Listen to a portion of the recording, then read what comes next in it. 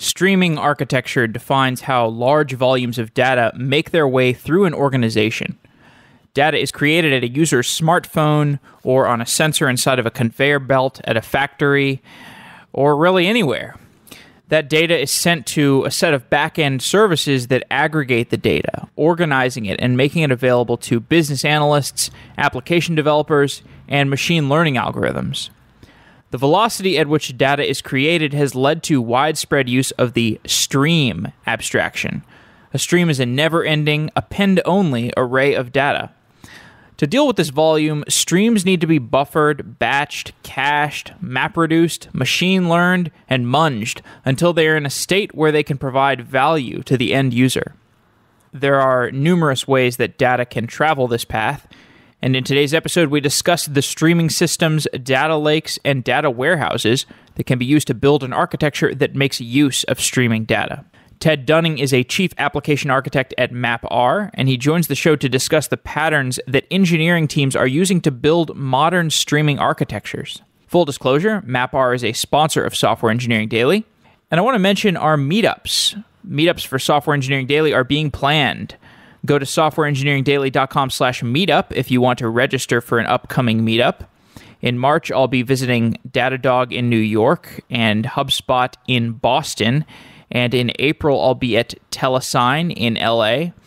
We've got some of the talks planned already, but other ones are up in the air. We're not exactly sure what we're going to be doing at these meetups, but the past ones have all been pretty awesome, pretty good energy, great crowd, and I think you'll like them. So if you can make them, I'd love to see you at the Software Engineering Daily meetups.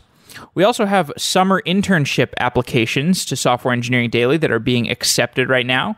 If you're interested in working with us on the Software Engineering Daily open source project full-time this summer, it's going to be a remote opportunity. Send an application to internships@softwareengineeringdaily.com. We'd love to hear from you. We'd love to get your help on the open source project, and you'll get paid for it if you're an intern. So thanks for listening, and I hope you like this episode.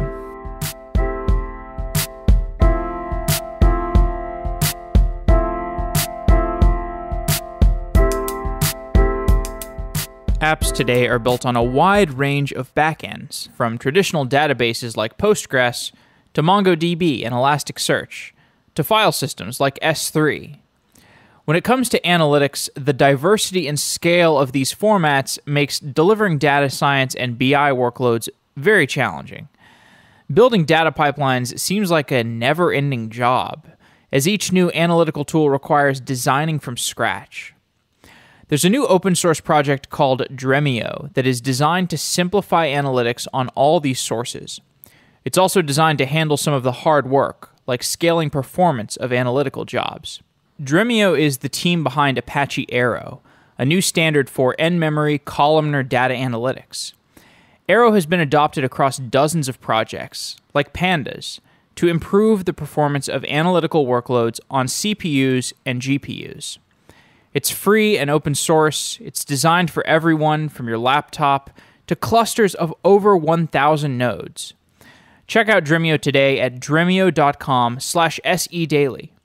Dremio solved hard engineering problems to build their platform, and you can hear about how it works under the hood by checking out our interviews with Dremio CTO Jacques Nadeau, as well as the CEO Tomer Shiran. And at dremio.com/sedaily, you can find all the necessary resources to get started with Dremio for free. I'm really excited about Dremio. The shows we did about it were really technical and really interesting. If you like those episodes or you like Dremio itself, be sure to tweet at DremioHQ and let them know you heard about it from Software Engineering Daily. Thanks again to Dremio, and check it out at dremio.com/sedaily to learn more.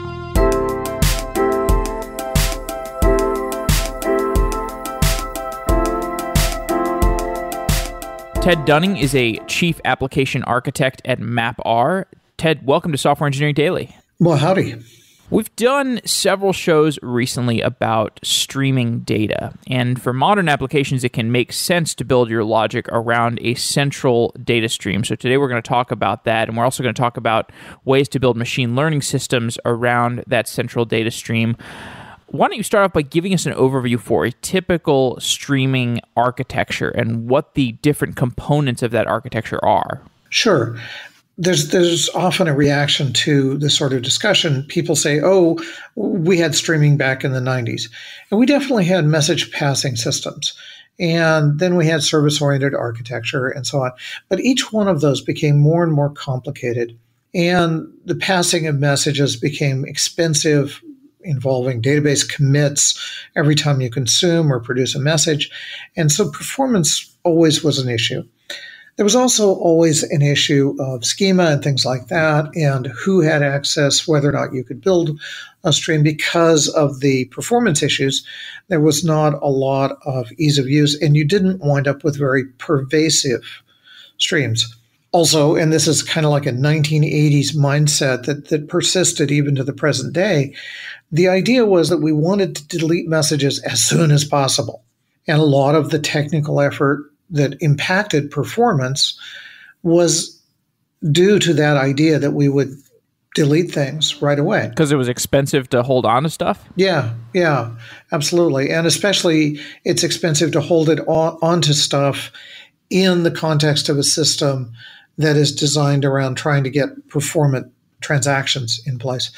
And so 10,000 or 100,000 messages per second was really considered high volume.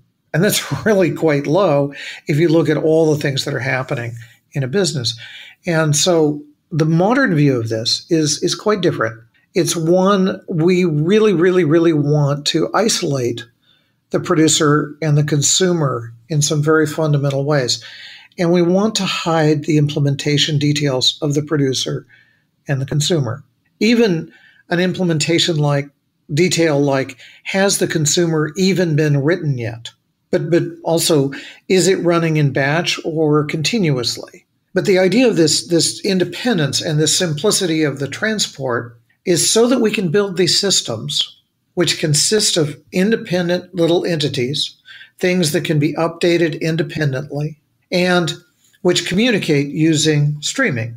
And the point of that is that when you interact with the outside world, you often need to give a response and answer a question, render a page, approve a transaction, debit an account, all of those things. Something needs to be done right now, and you need to give an answer back.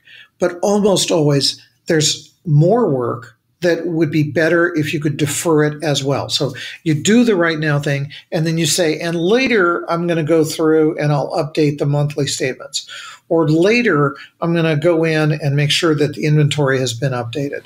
Lambda architecture. Yeah, well, not Lambda. Lambda is all about, I'm going to it up in real time and then fix it in batch. This is a real-time architecture, not a Lambda architecture. Lambda is about an admission that with the tools we had at the time, we couldn't build good real-time systems on large data. But frankly, we now can. And so the idea that we have to fix it up later in batch really needs to be killed. We can do the right thing. So, but if we're going to build these independent systems, they have to be independent. Otherwise, they're not independent. I mean, otherwise what happens is doing anything to one ripples out, and the blast zone of any kind of system changes expands without limit. And then you have to get a lot of people in the room, and it's really hard to make any changes or any improvement. If things are independent, if they can be deployed independently, then we can kind of hide our dirty laundry and we can improve things without other people realizing we're improving them because we're providing the same service that we always did. The tool for that independence, for that decoupling, is almost surely going to be Kafka or something like Kafka. Is that correct? Yeah, but let's talk about why. So we have the classic microservice that people talk about, which is almost always query response, real-time response sort of thing. But there's another kind. The key definition of microservice is independently deployable. And independence like that implies that the producer of a message that's streaming that message away can fire and forget. Once it's sent the message and been acknowledged that the streaming system has it, it doesn't have to know how many consumers there are, whether the consumers are running right now, or even if they've been written.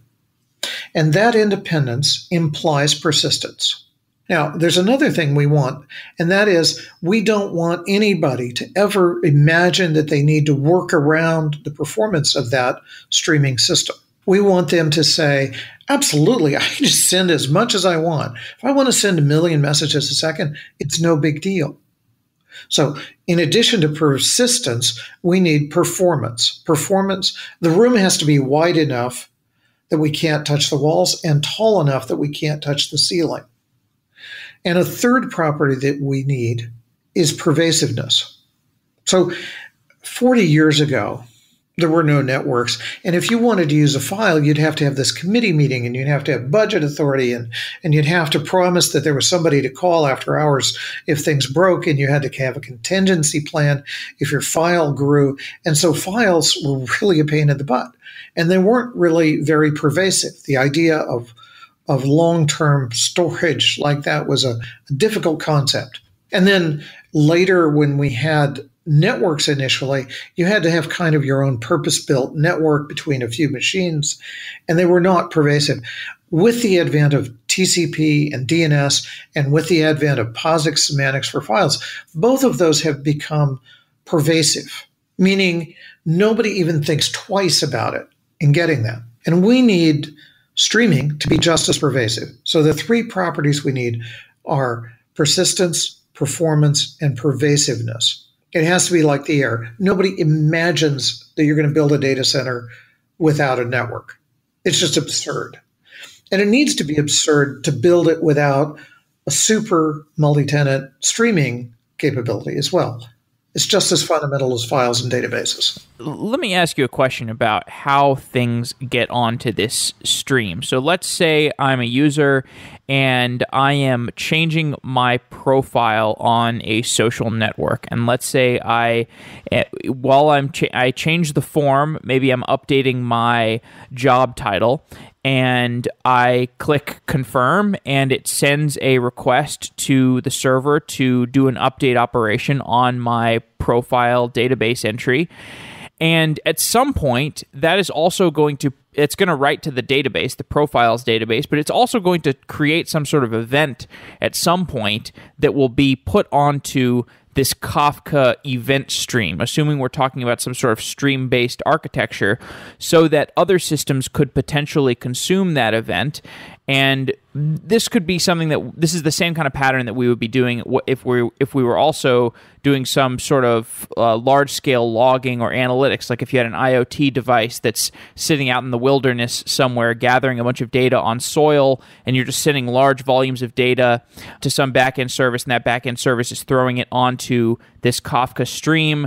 So can you give me an overview for how that transaction proceeds? Or, like, is the service that is calling originally, or is the request calling directly to a service that writes to the Kafka stream, or is there some other sort of service that sits right on top of the Kafka stream and then that performs all the writes, like an event gateway or something like that?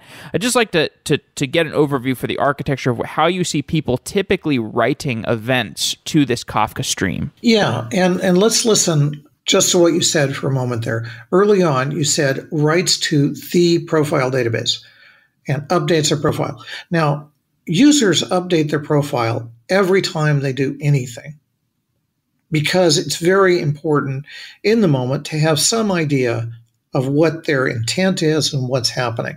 So the last 20 pages of content that they've seen is important because that helps you with the recommendations. The fact that they're coming from this particular IP address and it's a known one and so on is part of their profile. Now, of course, the publicly visible aspects are also part of their profile, and those are subject to explicit change. But there's a lot of implicit aspects of the profile. Now, you also said the profile database. And imagine, if you will, you have a master profile database. And I say, oh, wait, we need to change that over. We have to change the underlying technology. We have to switch it over to an in-memory database. Or we have to put a caching layer on it. Or we have to switch to using document database or relational or whatever we want. There's a lot of different choices and there are a lot of reasons for making those choices.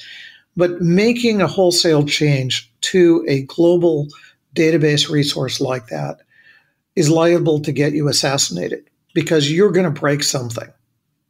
And the problem is that databases for different applications have different optimizations. The optimization could be the actual technology, could be the data model, could be whether or not indexes are created or not. And one person's optimization is another person's pessimization. This is inherent in the problem of databases, which are very flexible, and therefore many of the operations are very expensive. And trying to make one operation cheap puts a tax on other users. And so the assumption that there is a singular database there is a fundamental error in some sense, in that it leads to coagulation of the entire development organization because it puts dependencies between everybody. And so somebody will veto things. Sure. Well, even at a minimum, I mean, the early conversations I had about Kafka, when I did my first couple shows on Kafka, I talked to people from LinkedIn, which is where Kafka originated from. And the whole problem they were trying to solve was, for example, a user is updating their profile and the user profile database needs to be updated, but also you need to update the search index, for example. Right. So you have multiple databases that you want to be updated in a way where they are consistent in a reasonable amount of time, a low amount of time. Well, no, actually, I think you want them consistent relative to a point in time, which may not be the present. And where that leads, I think, is that streams, which have very flexible schema, and I'm not going to say Kafka, I'm going to say Kafka-esque, because frankly, we provide a more advanced streaming platform than Kafka, but we think that Kafka-esque protocols and style of persistence, performance, and pervasiveness are critical. We just think it's also really important that they natively span the globe, that they have file names, that you should have a stream, it should be in a directory like a file is. It's just another form of persistence. It has a different byte life cycle. But aside from that nomenclatural thing of, do we assume it's Kafka, or do we admit that it should be just a general instance of these 3P types of persistence? I think that the persistence that we share is much more appropriately a stream than it is a database. Databases are all about the definition of now and changes that happen in the now. Streams are all about being able to say before this and after this. And before and after are much safer things to express in a global setting.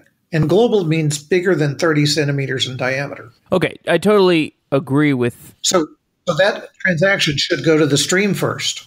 And the person making the change push a business event, not a database level thing, but a business level event into the stream. So this is something that I see as crucially different between the way that people start writing their applications, like a typical CRUD application, and how things work in an ideal streaming system. Because if you're just building a CRUD application, like you're building the first version of Airbnb, and people are just posting their site list, their home listings, people are reserving homes, and it's just a very transactional system at low volume, it's totally fine to just have a request response. You know, you're hitting the Ruby on Rails thing that's backed by Mongo. You don't need this streaming abstraction. But once you start to get to this large volume and you have multiple data stores, multiple consumers, then you should change things to where the requester is just creating events that get thrown onto this stream, and you have subscribers that pull off of that stream. So you have this intermediate broker of information. Is that accurate? Yeah, it is. But again, there's a huge assumption that simple CRUD is the way that business is done. But in fact, the real world never worked that way. And businesses actually never worked that way. We have the example of Alice and Bob, Alice giving Bob a check for $5 and Alice's account being debited and Bob's account being credited. Yeah, isn't that wonderful? If we had transactions, that would be beautiful. But that doesn't happen that way in the real world. In a real world, a check or an ACH debit goes to a clearinghouse, which is essentially a stream. And Alice loses the money as soon as the transaction goes to the stream, the great clearinghouse in the sky, and Bob gets the money when the transaction hits his account from that stream. That is exactly streaming. You aren't suggesting that if Airbnb is just struggling to get their business off the ground, they should hook up this elaborate streaming system before they even get traction with their business, are you? No, I don't think they should hook up an elaborate streaming system. I think streaming should be pervasive. It should be as easy as creating a file, and it should be distributed, which is part of pervasive. And it should be the easy way to do this. And then if the web front end wants to go all Mongo mode, cool. They should be writing those updates to the stream, and they should read them for their own database into the stream. Now, if somebody just a little bit later says, damn, that was naive, guys, that is really a bad way to do this, they can say, oh, I'm going to use MapRDB, or I'm going to use Aerospike, or I'm going to use something else. And they can start reading that stream as well, and they have their database. Now, the two databases I contend are exactly consistent, not consistent soonly. They are consistent, meaning that if they have read up to the same point in the stream, they will have exactly the same contents. That's the true meaning of consistency, because there is no now. You can view it as asymptotic. Once they pass the same point, then all the transactions will have been seen. But we cannot know, for instance, what is the temperature in Berlin right now? Right now meaning 1 millisecond, because the speed of light is too slow. And we cannot know the state of the other side of the data center, even.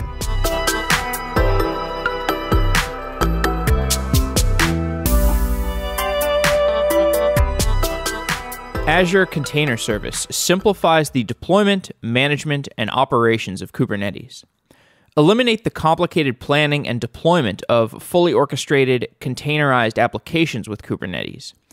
You can quickly provision clusters to be up and running in no time, while simplifying your monitoring and cluster management through auto upgrades and a built-in operations console. Avoid being locked into any one vendor or resource. You can continue to work with the tools that you already know, such as Helm, and move applications to any Kubernetes deployment. Integrate with your choice of container registry, including Azure Container Registry. Also, quickly and efficiently scale to maximize your resource utilization without having to take your applications offline. Isolate your application from infrastructure failures and transparently scale the underlying infrastructure to meet growing demands, all while increasing the security, reliability, and availability of critical business workloads with Azure. To learn more about Azure Container Service and other Azure services, as well as receive a free ebook by Brendan Burns, go to aka.ms/sedaily. Brendan Burns is the creator of Kubernetes, and his ebook is about some of the distributed systems design lessons that he has learned building Kubernetes. That ebook is available at aka.ms/sedaily.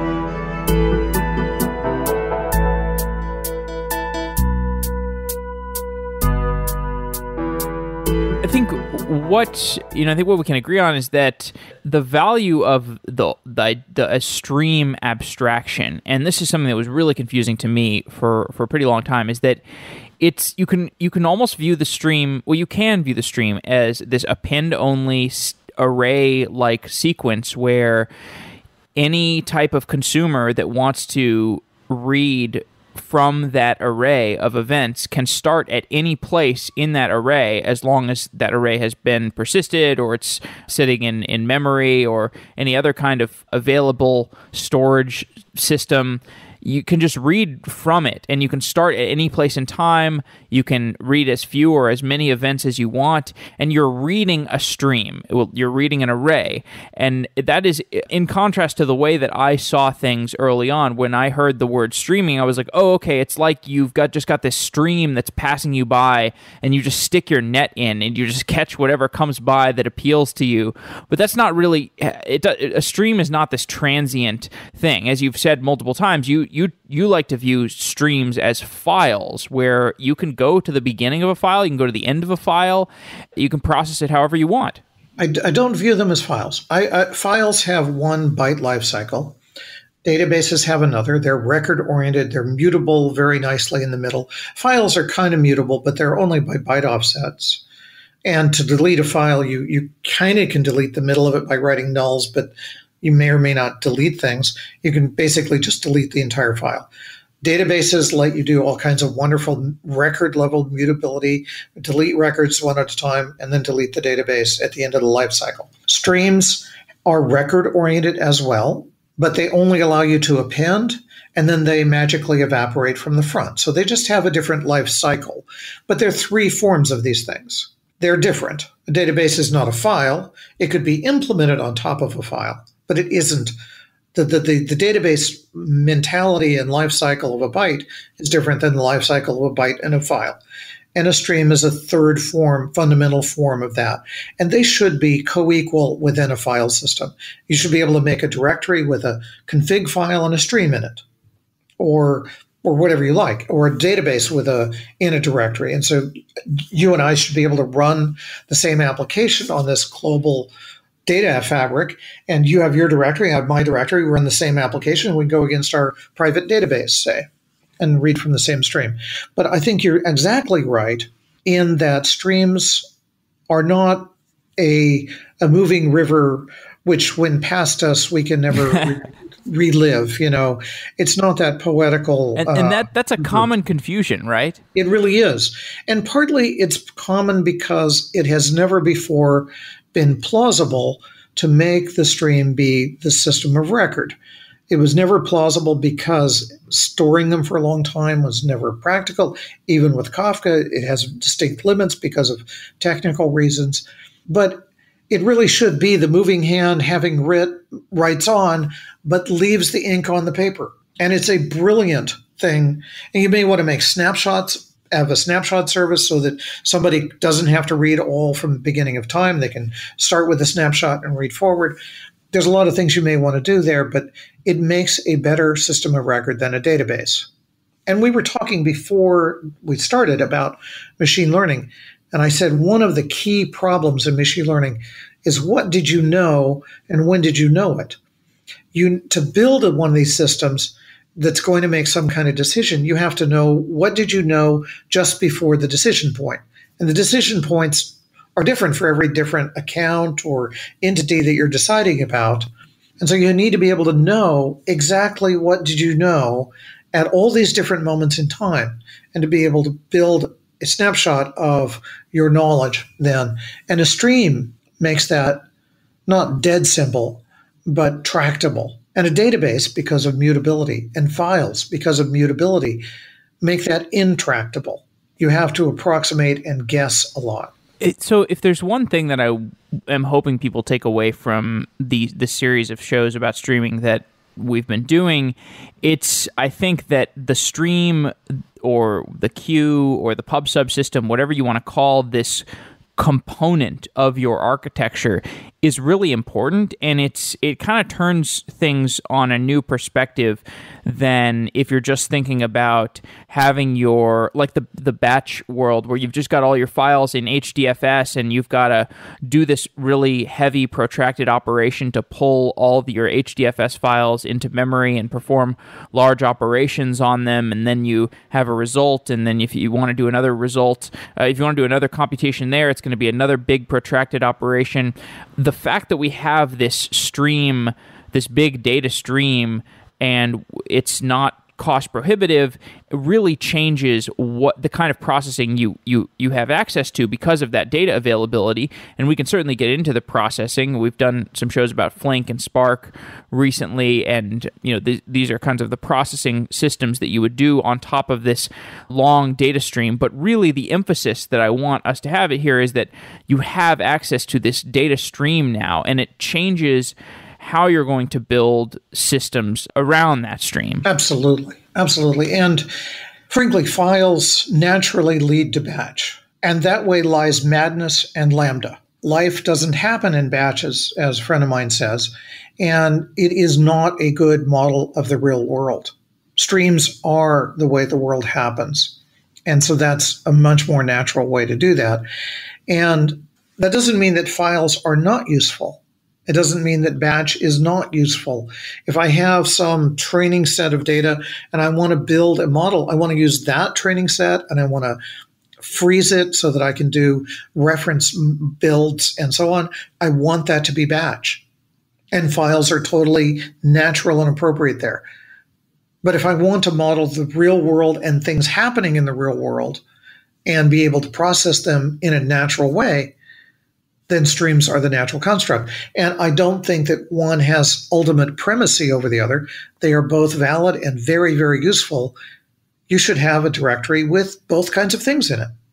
It should be natural, and it should be distributed so that I don't care what machine I'm running on. And those perform the function of transport of data from place to place, from program to program, and so on. And then things like Flink and Spark and so on, and confusing like Kafka streams, provide the processing aspect. And these are the dual nature of computing is process and transport, munging the data and moving it to the mungers and from the mungers.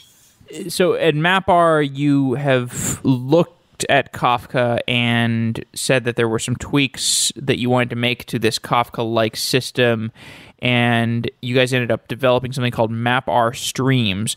What were the design decisions that led to the creation of that system? Well, the process was quite simple. It was immediately apparent that Kafka's pretty radical design decisions were incredibly right for the modern world. And eras in time in engineering design are often described by ratios. And with disks, for instance, the ratio of size to speed has radically changed over time, and that has really radically changed how we think of computing. 1980-something, the Fujitsu Eagle was 300 megabytes, and you could read about 2 megabytes per second off of it. That means the size of the disk is perhaps best expressed as 150 seconds, because that's how long it took to spill the disk or fill the disk. But a modern disk drive could be 8 terabytes and 100 megabytes per second. So it's gone up massively in size and pretty substantially in speed, but it is now 80,000 seconds in size. So what before was quite plausible, that is, rewrite the entire disk, is now inconceivable. You cannot have a reasonable program rewrite an entire disk if you imagine it's going to be responsive at all, because it'll take a day. It'll take a day at best. If you put any kind of randomness into the writing, it will take months, not a single day. And so the design ratio there, the size of the disk expressed in seconds, has fundamentally changed what we can do. And Kafka-esque ideas of a very persistent stream that is very stupid, happily and triumphantly stupid, in that it does not have execution lists, it does not have triggers, it does not have all of this stuff built into it. All it does is reliably let you send a message and then consume it. And basically the producer cares only about producing and waiting for an acknowledgement, and the consumer keeps track of where it is. That degradation of the mission fit perfectly with this change in disk size from 150 seconds to 80 kiloseconds. That's a big, big fundamental difference. So we started with that. That was brilliant. That's good. But it really needs more than that, because people need simplicity in their lives where there are things that don't concern them very much. So security. You've got permissions on files, you've got permissions on directories, you've got, in the MapR system, you've got volumes that an administrator can put bounds on the security. Why do streams not have exactly the same permissions and user IDs and so on as files? They are just a byte lifecycle. It's slightly different. They are just to perform a persistence, which is very useful. They should be co-equal. We should factor away the question of permissions and authentication from the idea of the life cycle. Those are orthogonal components. Another one is, where is it? It should not reside on any single machine. It should magically be distributed to wherever it needs to be. There should be no user actions if some machine fails. The system should deal with that, like any good data platform would. And in fact, that should be handled for files and tables and streams as a single fundamental capability. And so you have these cross-cutting concerns that really are important to have. And so that's where we saw immediately that Kafka, as it was designed, lacked all of these. It had the insight that streaming in a modern sense is far better than streaming in an older sense and is a much better way to build things, especially large systems. It's a great way to communicate between small systems in order to build a large system. But it fundamentally lacked those other capabilities. And so instead of trying to come up with a minimum viable product, we said, where should it be? We looked ahead and built a system that is where it needs to be for the future. So now that we've discussed in detail the Kafka-esque system that you're going to be writing all of your events to, we can talk a little bit about streaming and some of the opportunities for, stream processing, some of the opportunities for stream processing and how that eventually fits into machine learning. So I talked to your colleague Tug, and much of what we discussed was the idea of you've got this stream and you're writing events to it, and oftentimes those events are fairly raw. Like we talked about the example of you're just writing all. If we gave the example of Fitbit, where you're just writing a bunch of data points that are GPS coordinates, timestamps, and user ID, so that you can get the velocity and acceleration of a user through time, because you can get their different coordinates at different times.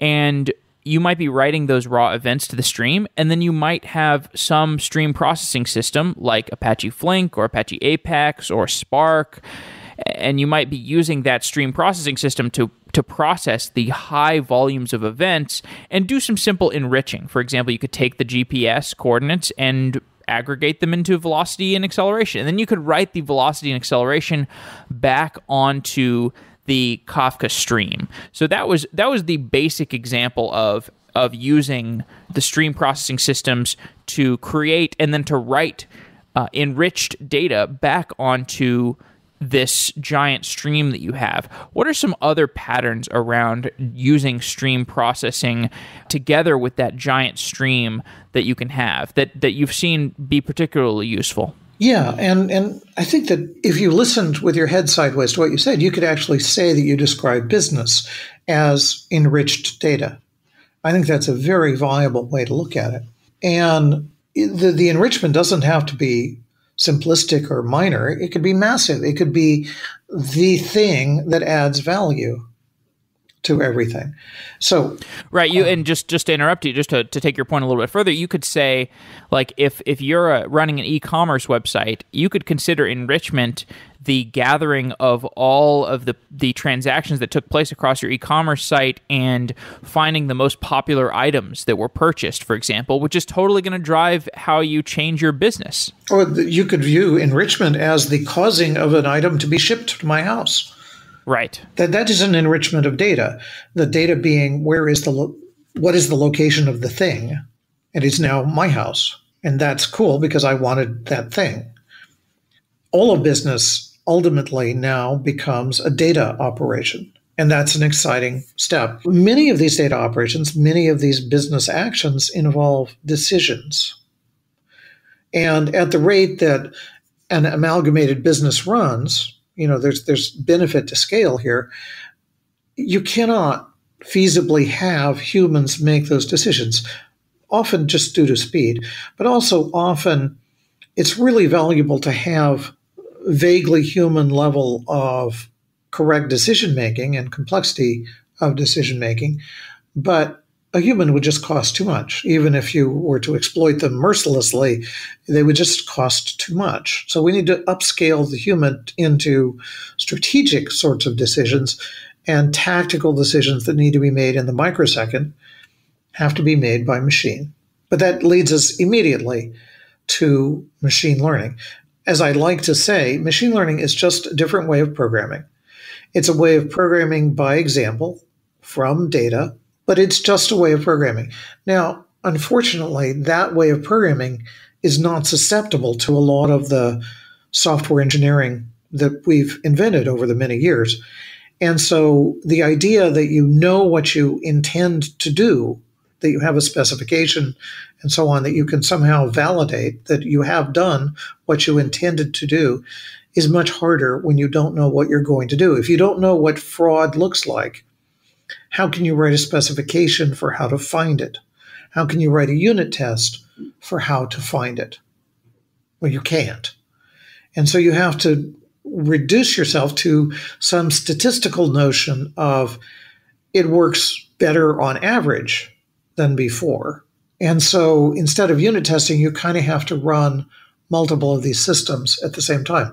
So machine learning is exciting and great and amazing what you can do, some of these things, but it also is limiting in that we have to start thinking about how do we run multiple versions of the same program at the same time in order to compare them in real time. And also, because you're saying because you have to compare different versions of a model to one another in order to figure out which direction to go in? Yeah, but also because we have a bit of a divergence here. The people who build these things, who like to be styled as data scientists, because scientist is such a cool thing. You imagine you get purple robes or a white lab coat when you become a data scientist. But by nature, because of the even now complexity of doing machine learning, you have to focus on that pretty hard. And so your concerns become very focused around how to build that machine learning system around accuracy. Necessarily, when you focus like that, concerns of reliability and security and so on kind of wind up over there, out of your frame of view. Now, that isn't acceptable for the focus of the entire team to only be on accuracy and not on reliability and acceptable speed and so on. So there needs to be a different part of the team. And we've got now a new kind of team. It's no longer just DevOps. It becomes data ops. Dev is, of course, in there, but it becomes part of the data mission. And so we need separation of concerns. The data person needs to think data and accuracy, but the ops person needs to think reliability. Did it meet SLAs? Can I guarantee it meets SLAs?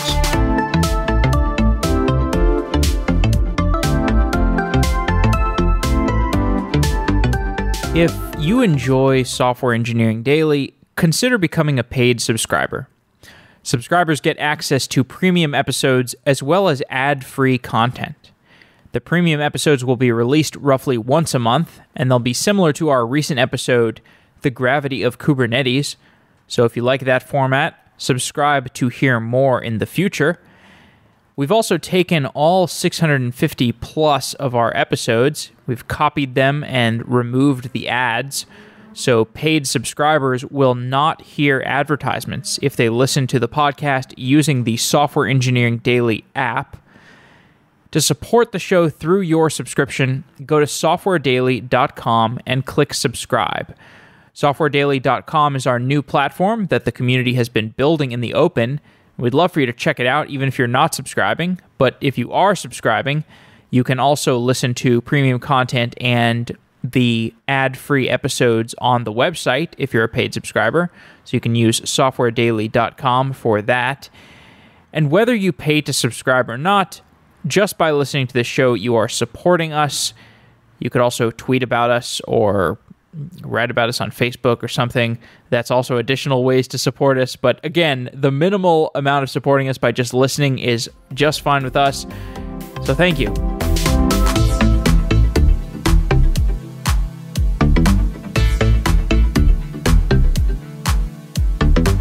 I'm with you that there are changes we need to make to team structures in this kind of environment.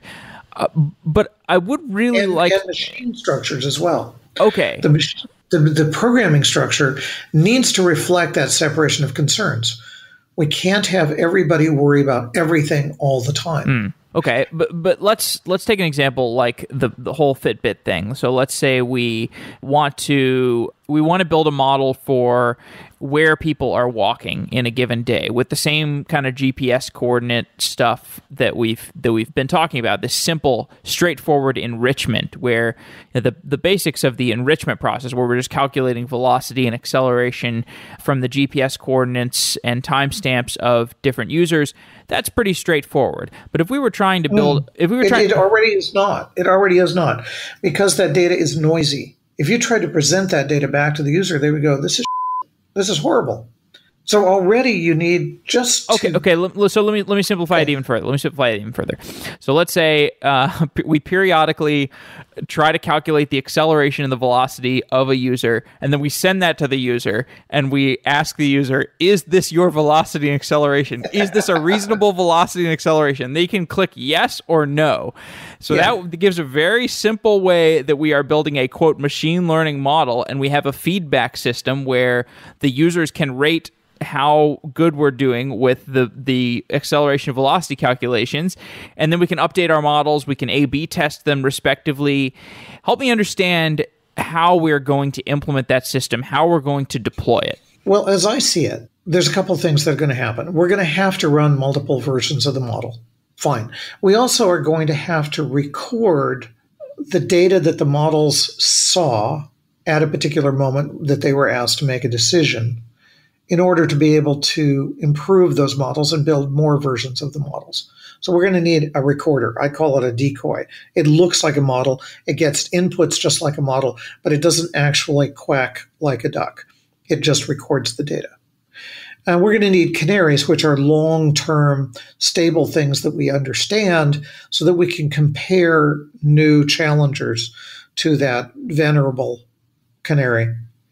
And we're going to want all of the models to get exactly the same input at pretty much exactly the same time. Well, streaming is natural for that, because a stream can have many readers. It could have a decoy, a canary, and 5 versions of the model, all reading the same variables as input. And that would be excellent, because then the models that we're comparing get exactly the same input, and the decoy that's recording things records exactly what we knew at the moment. And how do we know it's what they got? Because that's what all the models got, because they all read from the same stream. But then we need something to decide which answer to return. And I call that a rendezvous server. Rendezvous meaning that the incoming request is read by the rendezvous server, and then results that start popping out of the different models into a stream are rendezvoused with that original request, and some decisioning process, reliability, desirability, accuracy trade-off is made.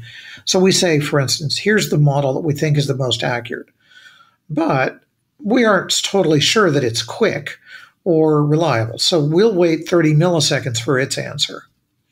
At 30 milliseconds, we're going to go and say either the preferred model or the one we had last week are what we'll accept. Up to 40 milliseconds, we have a 50 millisecond deadline looming. And so now we will take a very, very simple but reliable model as one of the acceptable answers. Whatever we get first now, we're going to take. And at 45 milliseconds, we panic and we just say, if we don't have an answer yet, we're just going to give a default no, or out of range, or something, some default answer, so that we can guarantee that we meet our SLA with our best estimate. So the rendezvous server separates the concern of reliability from accuracy and allows models to be deployed with, I wouldn't say little regard, but far less regard, far less, due diligence than necessary.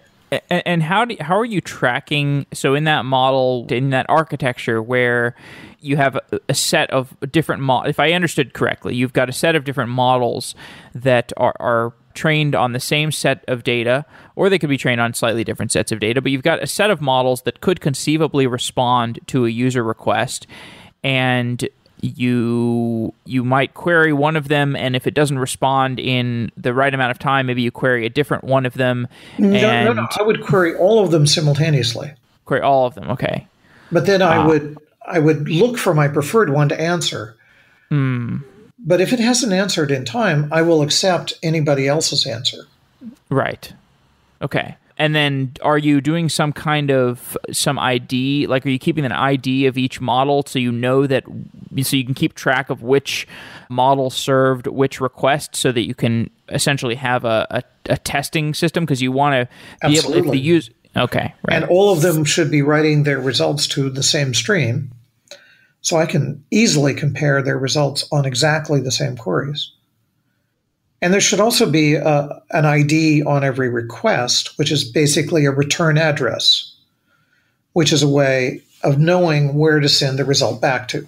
Do you see this type of rendezvous model deployed in any of the clients that you've worked with or people you've talked to? I don't see the whole thing, but I do see pieces of it. I do see people deploying multiple models and using 100% speculative execution, meaning they evaluate all the models. I do see wide acceptance of the thesis that you have to have multiple models and you have to have multiple model development frameworks. It is no longer acceptable to say, we use SAS, and that's the end of the story. If you're going to make lots of different kinds of models, different kinds of systems excel at different scales and technologies. H2O is really, really good for some models. XGBoost is awesome at tree models that have very large size, is really good for simple models of small scale, or not so simple models, but it doesn't build on really large scale very well. And TensorFlow, of course, is wonderful. Caffe is wonderful. MXNet's wonderful. They each have different trade-offs. That's good. You should be able to deploy any kind of the model to production very easily.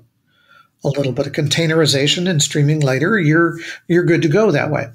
And so I see ubiquitous multi-framework development. I see lots of people deploying fewer frameworks than they develop in. I see everybody saying you have to have multiple versions of the model, but this full-on rendezvous architecture where they just bite the bullet and go for it, I haven't seen yet. Let's take something like TensorFlow. If you have TensorFlow and you want to train a TensorFlow model based off of the stream, this append-only stream of data that you have for, let's say, again, the GPS example. If you wanted to train a TensorFlow model based off of that, and then you wanted to have that TensorFlow model be periodically updated, what does that look like? Does TensorFlow itself read off of the stream, or do you need some stream processing system that gathers batches of the data and loads it into TensorFlow, or how does that work? Well, you need some scaffolding in both sides, both the training and the deployment side. On the training side, on the Fitbit idea, we've got measurements that were marked as a user as, well, that was just crazy. I wasn't in Oakland, I was in San Francisco. There was just some error there. So you've got good and bad measurements in history in that stream. So you need to collate them and say, for this measurement and this context, that was good or bad. And we're going to build a model that decides whether they're good or bad. And so we need to go through history and find a chordal snapshot, a snapshot of different moments in time, different inputs, and different decision outcomes subsequent to that, so that we have training data. The training data will probably be in a file. You need, if the training data is really large, the ability to snapshot the files and so on, so that you can manage versions. If it's small, you might put it into Git or something like that. But that's going to be file-like, and you'll do TensorFlow training just like you ever have done TensorFlow training. But then for deployment, TensorFlow natively doesn't read streams. You'll need a little bit of scaffolding around it. And the simplest would be like a Python script that says, give me a record from the stream, parse out the different features, and call a Python method which evaluates the TensorFlow model, and then gets the result back and writes that one record out to its output.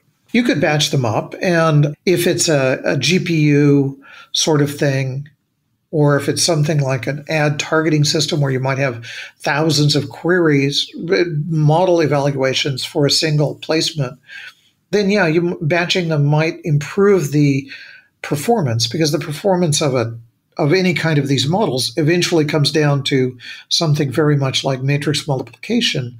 And matrix times vector is not nearly as efficient as matrix times matrix, purely due to memory caching effects. So you might want to batch them, but I would never do that as a first round. I build a simple thing first, and then I would deploy the fancy thing as a challenger. And I would mark how often did it meet our SLAs, how often did it meet our stability requirements, how many times did the safety net catch it. Okay, I know your time is short. I want to close off by zooming out and talking about this at the business level. We've done a lot of shows about enterprise rebirth. Basically, you've got companies like insurance companies and oil companies and consumer packaged good companies where they are realizing that they are software companies that produce consumer packaged goods, or they're software companies that produce insurance, and they are doubling down on the technological processes that they have in place. They're updating their architecture. They're bringing in consultants and trying to figure out how to become a technology company. And a lot of the shows we've done around this have focused on the microservices or DevOps rebirth sort of thing. But equally important is probably the data streaming, the data lake, the building up the core competency to be able to do machine learning type of stuff. It's that all that is pretty important. And so my question to you is, if for one of these companies, like an understaffed in terms of technology resources insurance company, for example, where do they start when they have an old architectural system and they're just looking to sort of start to gain a toehold where they can maybe look at in 2 years or 3 years really having this streaming type of architecture to take advantage of? Well, the key need is to take a look at the business and find places where there are bottlenecks, but not just bottlenecks that slow down process, but bottlenecks that slow down process and impact value, and bottlenecks that are susceptible to better information handling. So I wouldn't call them software companies. I would call them information companies. And in fact, that blew my mind. 8 years ago, I was sitting down with the number 3 guy at a really big bank, consumer credit card company largely, and he described their company not as a financial institution, but as a data company. The flat out statement there. And I was thinking, well, yeah, but it's just stunning to hear an executive saying that. So we need to look at the entire activity of the business to more or less granularity, and we have to view it as an information flow. And then we have to see, where does that information flow work and where does it not work? Where are there problems with it, and where are there problems that would be susceptible to these new technologies making it better? We have a huge medical insurance company, and one of their problems was that it took a human a lot of skill and a lot of judgment to look at provider claims and to figure out which ones are within process, but more importantly, which ones are actually just out and out fraud. There's not a lot of that among medical providers, among real medical providers, but there are a number of bad actors who are happy to pretend to be that, and they don't have to be very many of those to be having a significant financial impact. It was hanging up the entire business to try to deal with the bad actions of a tiny minority. And by automating the targeting of that attention, of that human attention, most of the business was released from that critical step. And that's a huge thing. That's hundreds of millions of dollars. That's multiple 1,000% ROI in the first year for what started as some very basic information flow improvements and very simple machine learning models intended to just make the flow work better. But the core thing here is to look at what makes the business really go and look at where the business really derives value. And then, as every business opportunity has ever been, look for where you have leverage that can make a difference in value. Okay. Well, Ted Dunning, thank you for coming on Software Engineering Daily. It's been great talking to you. It's been great talking to you, too. If you are building a product for software engineers or you are hiring software engineers, Software Engineering Daily is accepting sponsorships for 2018.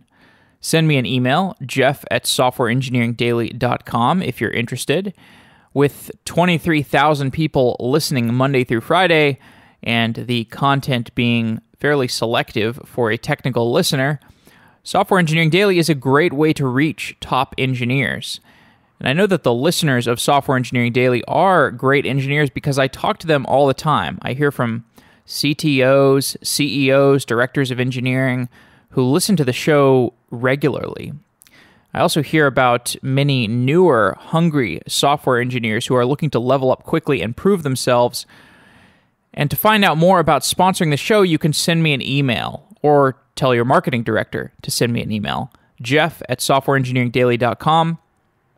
And if you're a listener to the show, thank you so much for supporting it through your audienceship. That is quite enough, but if you're interested in taking your support of the show to the next level, then look at sponsoring the show through your company. So send me an email, jeff@softwareengineeringdaily.com. Thank you. Wow.